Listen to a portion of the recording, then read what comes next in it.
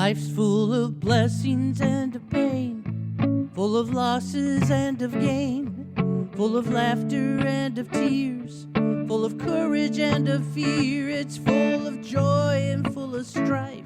It makes the lyrics of your life. Where is your song?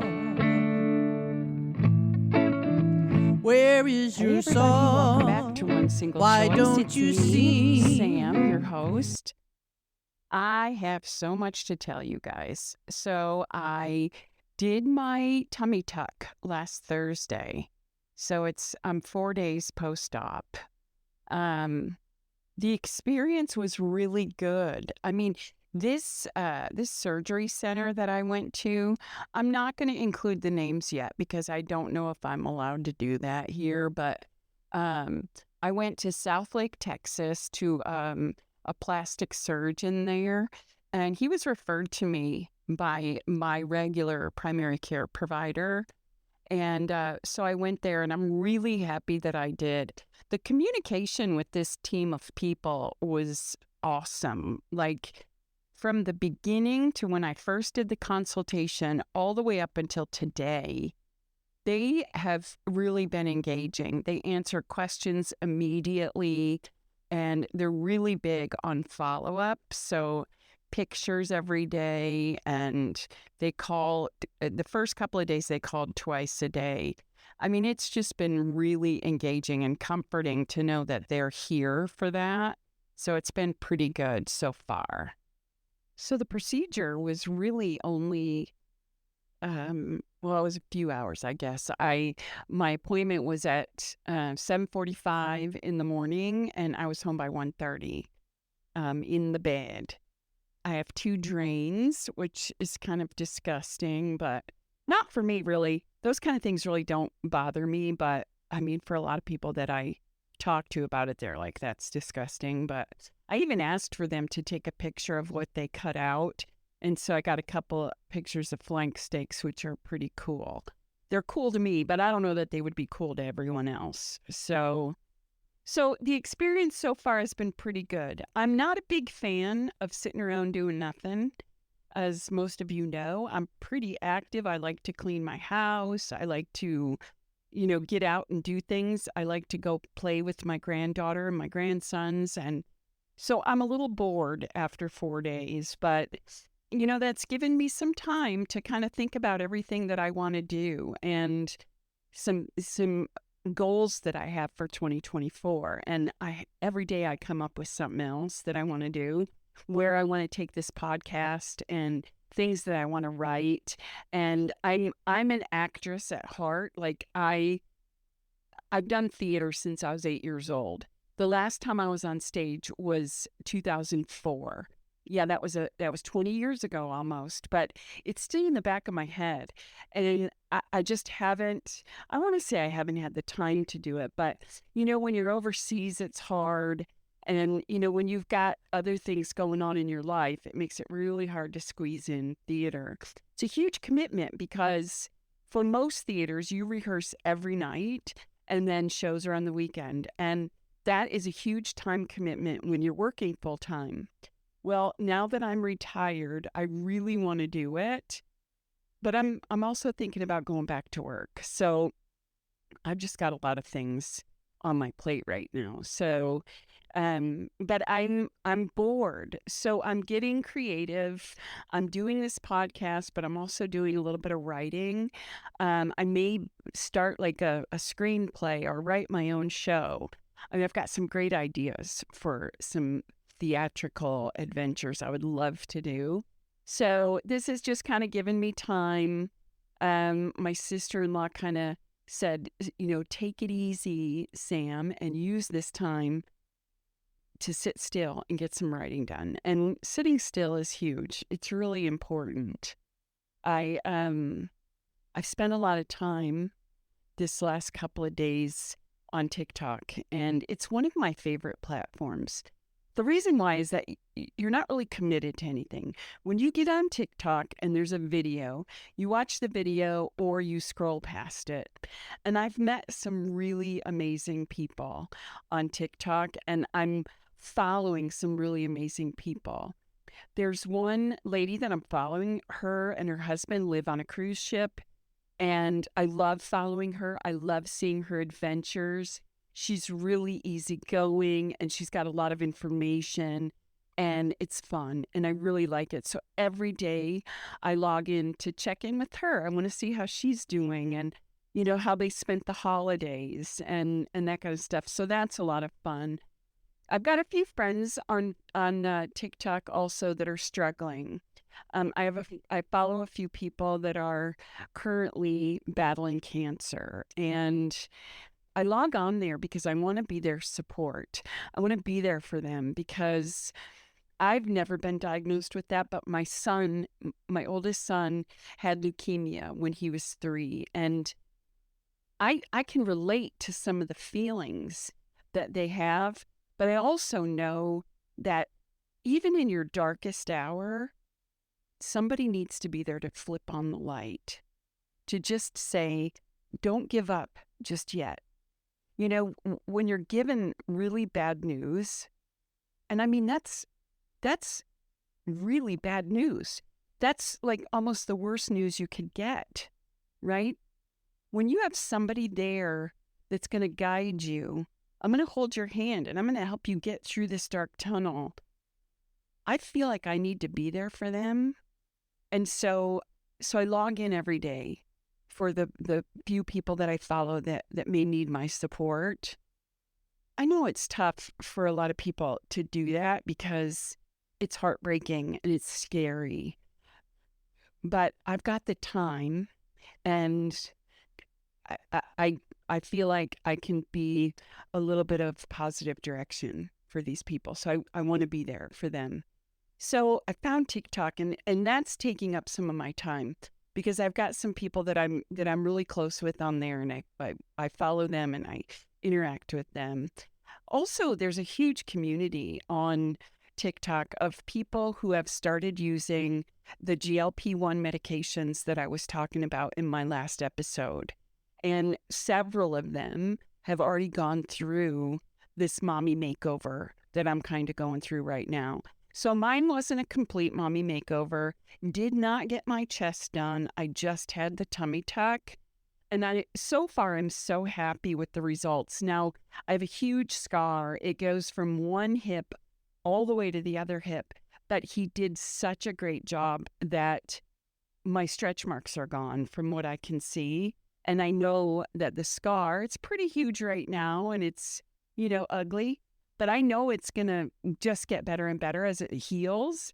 So I'm really excited to see the results because this is the first time in my entire life that I've had a flat belly. I've had a flat stomach and, I have no hips, but that's a whole other conversation. I'm really excited about my new body. And so I'm going to spend the next few days as well coming up with my own program. Where do I want to go from here? When I heal, how do I want to heal? Do I want to start building my muscles again like I did when I used to do CrossFit? I loved CrossFit. For one thing, I'm a really positive person, and I used to do CrossFit at 5 o'clock in the morning before I went to work, and that is my time of day. 5 a.m. to me is when I can climb mountains, build castles. 5 a.m. is my time. Everything after 5 a.m. is kind of like I'm slowly preparing for the end of the day. I know it doesn't make sense to a lot of people because there's so many night owls out there, but I am a morning person, So CrossFit to me was something that I looked forward to every day. It was very painful and it was hard and it's going to take me a while to get back there if I want to do CrossFit again. And I'm not even sure that I do. I mean, I am 58 years old. CrossFit is for everyone though. You can do CrossFit at 58 years old. And it's a lot of fun. I really enjoyed it. And I used to be one of those people that, most of the time my conversations revolved around the workout I did that day. It's a commitment. Most people can't do it just a couple of times a week because once you get into CrossFit, you're in, buddy. And it's like, I'll see you tomorrow. Yep, you'll see me tomorrow. And you're there. You're there. So I'm debating on whether or not to go back to that. But and I wonder where I was going with that when I started talking to you guys about that. But using this time that I've got right now, my recovery time. Now the surgeon says it's a 12-week recovery period. I'm sure it's not going to take me 12 weeks to feel better because I already feel better. Like, it's really hard to just sit here, but I'm not standing completely upright yet. I'm still walking hunched over, which is normal after 4 days. And I get really tired and a little bit winded because my body right now is focusing on healing. So all of the energy and all of the calories that I'm eating, which I have to force myself to eat right now, it's all going to my recovery. So I can't really do anything except sit and recover. So I'm doing a lot of planning for what's coming up.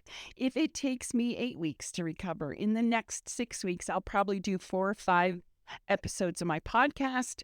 I'm going to start writing something. I don't know what yet. I have some great ideas for some shows, some theater activities.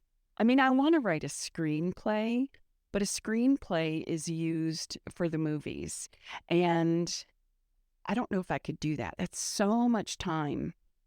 And I mean, I've got some talent, I've got some ideas, but I don't know if I can carry it out that long. But I just want to start writing and see where it gets me, and see what I can do with that. What else do I have going on? I am looking for work as well. I mean, I really miss engaging with people. I'm such a people person that I get on the podcast and I start talking to all of you out there who are listening to me. And I'm like, I really want to share a message with you guys.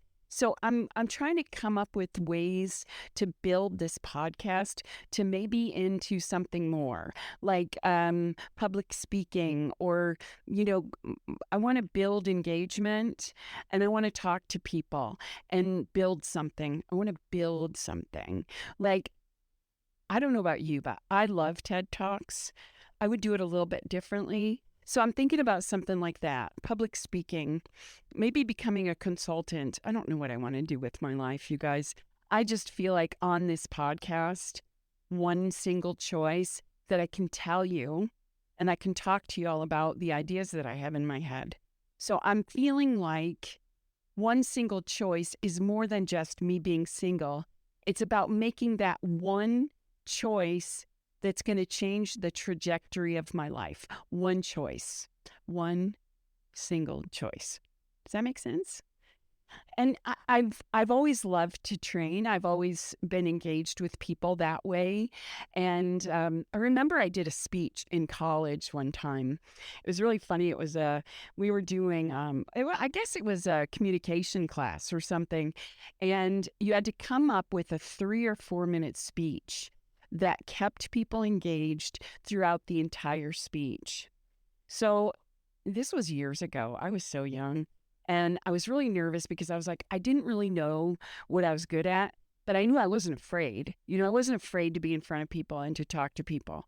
So what I did was, when it was my turn and they called me up to do my speech, I got up to the front of the class and I stood in front of everyone, and then I left. I left the room. And when I left the room, I turned around, I knocked on the door, and when the instructor came and opened the door, I stepped in, almost like, ta-da, and I took a bow. And the room applauded when I took a bow. And I put my hand up and I said, stop. And I said, that is what motivates me. And for the next 10 minutes, I talked to them about what it feels like to be in front of an audience, what their reactions do to motivate me to keep going. So if you're talking to people and you get one person who makes eye contact or nods, that is fuel. That's fuel that adds to what you want to say to everyone, right? And then you've got other people who are not just nodding, but they're bouncing a little bit in their seat. And you get those other people that are smiling and they're they're laughing and they're engaged. This is what motivates me. So I am going to start using that. I'm going to harness that energy.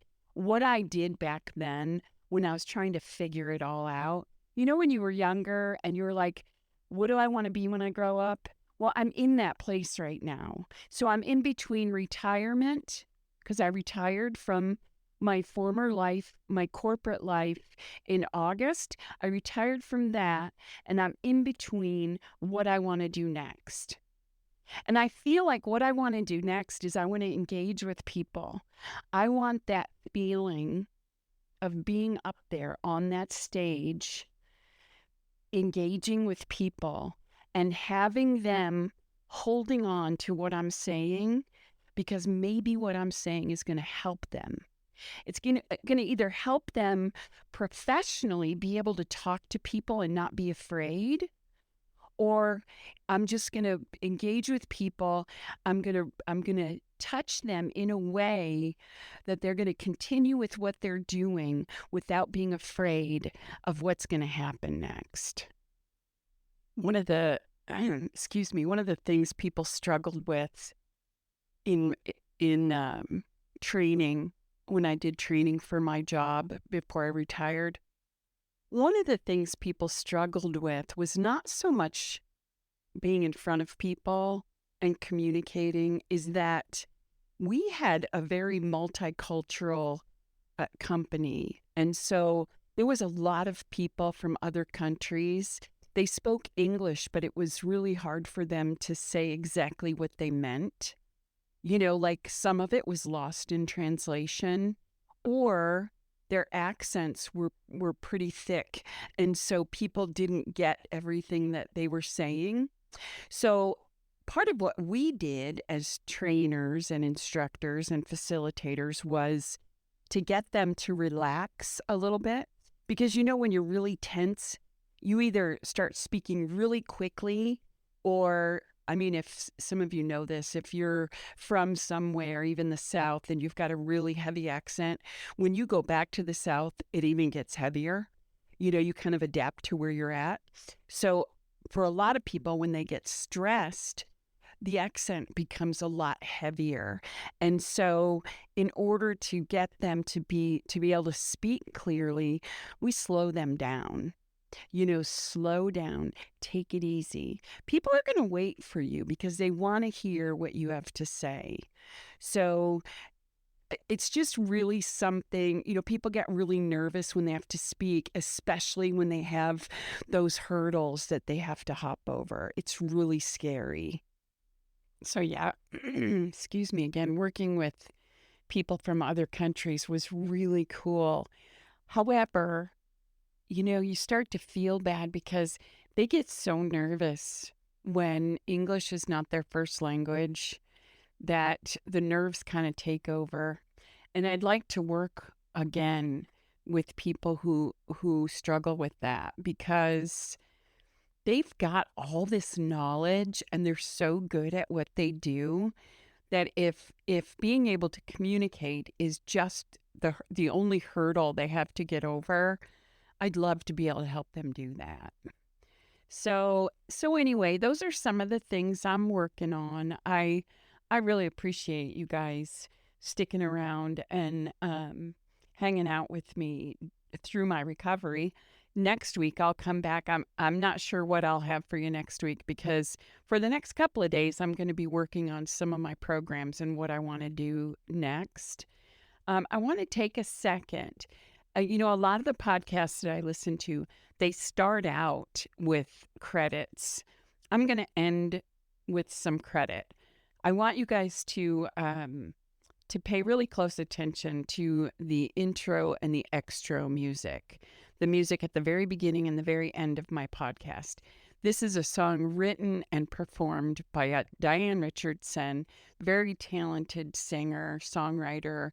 If you guys are interested in any more of her music, please let me know. You can shoot me an email at davissam15@icloud.com or sam@timetravelcapitalwellness.com.